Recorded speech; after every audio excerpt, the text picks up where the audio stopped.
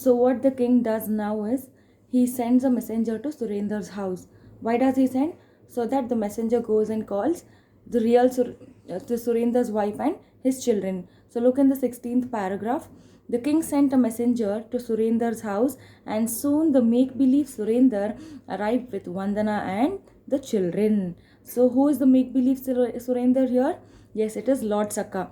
So the king sends a messenger to Surendra's home. So Surendra's wife and the make-believe Surendra along with his children will come to the court. The real Surendra shrieked when he saw the impostor. So now real Surendra got shocked the moment he saw his another copy. You are a fraud, he cried. So the real Surendra started crying, telling that you are a fake person. The make believe Surendra glared back at him. Now it is you who is the deceiver. So make believe Surendra stared at him and he told that it is you who is the deceiver. The make believe Surendra is telling the real Surendra that it is he who is going to get deceived. The puzzled king looked from one to the other.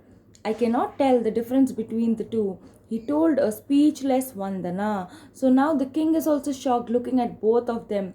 He doesn't know who is the real one and who is the imposter. So the king is telling Vandana, I cannot, there is no difference between both of them. So I do not know who is the real one. And Vandana has also become speechless. She's become dumb now. She cannot tell anything. So now you have to decide which one is your husband. So the king is telling Vandana, Vandana, you decide who is your real husband. I shall ask them each a question, Your Majesty. Vandana replied quietly. So Vandana told the king, okay, sure, but before I decide who is my husband, I'll ask them, both of them, one question.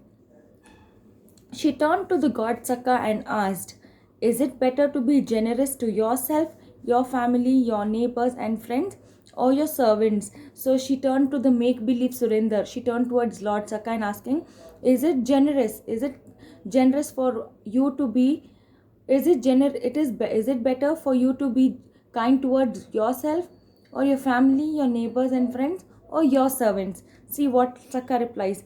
To all, Saka replied promptly. So the make believe Surendra told, it is better to be generous to all, it is better to be kind with everybody. When you are generous, others also become generous. So Lord Saka is telling Vandana that, see, if you one becomes kind enough, and others will also become kind, and so everyone is happy and prosperous. So if one is generous, everybody will also be happy and they'll also be prosperous. Then she turned to Surendra, then she turned towards her husband and she's asking, is it better to be generous to yourself, your family, your neighbors and friends, or your servants? So she asked the same question as she had asked Saka.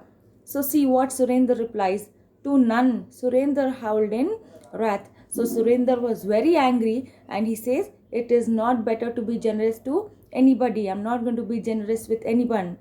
Being generous only wastes precious wealth that can never be recovered. So we all know that Surendra is a miser, right? So his reply is also very miserable. He's telling that if we become generous with everybody, what will happen? Only my money will be wasted and that cannot be brought back. Vandana gathered her children close and squaring her shoulders, she drew close to God Saka. Your Majesty, she said solemnly, this is my true husband, Surendra. So now what Vandana did, after listening to both the replies, one from Lord Saka and one from her husband, she goes, brings her children closer to her and moves towards Lord Saka, telling the king that, my lord, my king, Lord, this he is my real husband. So she's telling Lord Saka is her husband. Surendra let out an agonized cry of grief and disbelief. Not my dear wife and children. So when Vandana says that Lord Saka is her husband, this real Surendra started crying in pain and is telling, no, he is not your husband. You are my wife and these are my children. At this, God Saka stepped forward and with a blink and with a blink and with a blinding flash of light reverted to his original form. So now when Surendra started crying and telling his wife, you all are my children and you are my wife, God Saka comes forward and takes his original form. So this means as he had appeared as God from the heaven, he comes back to that form. And then see what Lord Saka says. I am not Surendra, but Saka himself, he said to the king. So Lord Saka has taken his original form and is telling, I am not Surendra, but I am Saka. I came down from the heavens just to teach this pity and mean miser a lesson. So Lord Saka is telling the king, I saw this man to be very miserable. He is very mean person. He doesn't want to spend even on his family. So watching all this from the heaven, I've come down and I wanted to teach him a lesson. He turned to a trembling and woebegone Surendra and said, so now Lord Saka turns towards whom? Yes, he turns towards the Surendra, and what was happening with Surendra? Surendra is shivering and he is completely confused, and he's telling him, do you see what your miserliness has done? So he's asking Surendra that, Surendra, have you seen what has your miserliness done? This means that you were a miser, right? You were even very mean to spend money on your family. See what has this done? What is the result of this? Even your own wife and children do not want you. So he is telling that, see, your wife and your children also doesn't want you. Tears sprang into Surendra's eyes and he sobbed inconsolably. So what happened?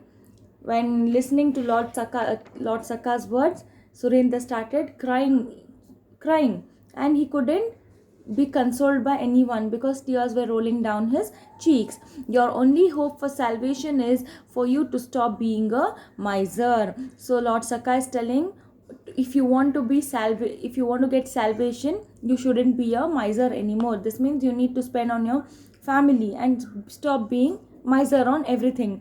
Saka said, can you bring yourself to be more generous? So now Saka is asking Surendra, will you become generous now? Surendra will pause for some time and he says, yes, he said reluctantly. So now we all know that Surendra is a miser, right? Even to say a yes, he stops for some time and then says yes hesitatingly. This means he is not willingly telling it.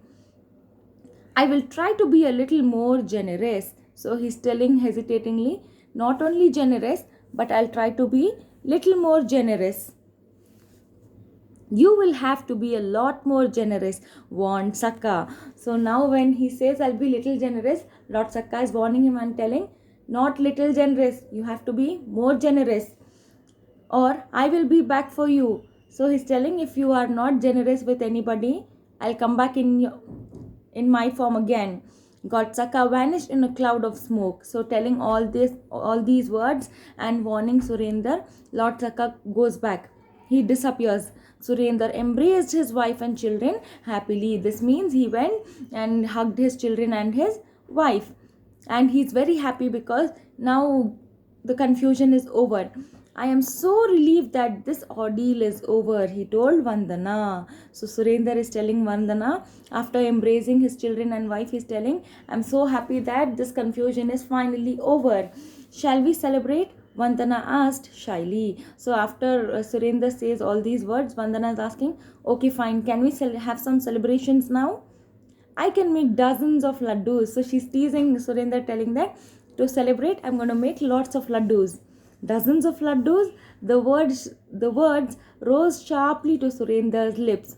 So now, the moment he heard dozens of laddus, the words were coming to his lips. Why? Because we all know that when he wanted to eat a laddu, he told his wife only to make one. And now wife is telling, for celebrations I'll make dozens. So see what will happen. Once more, he felt faint at the thought of all the expense. So listening to dozens of laddus, he thinks, oh my God, I have to spend so much again. But still, see what he does. But he clenched his fists and swallowed the words that came spontaneously to his tongue. So what he did, all the words were on his tip of tongue that he was about to tell. You want to spend so much money. But what he does, he holds his wrists tightly and he'll control his tongue. So this means that he has kept the warning of Lord Saka in his mind, and instead he nodded his head and said very softly, "Very well." So what he did, listening to all the words of his wife, he'll think twice about the expenses of how much will be spent to make dozens of laddus, but he'll be quiet, and very quietly, in soft tone, he's telling, "Very well, make laddus." So from this we get to know that in spite of the warnings also, the act of being a miser hasn't left Surender yet, right? So from this lesson we learn that we shouldn't be a miser and we shouldn't be a mean person. I hope you've understood this lesson, children. Thank you.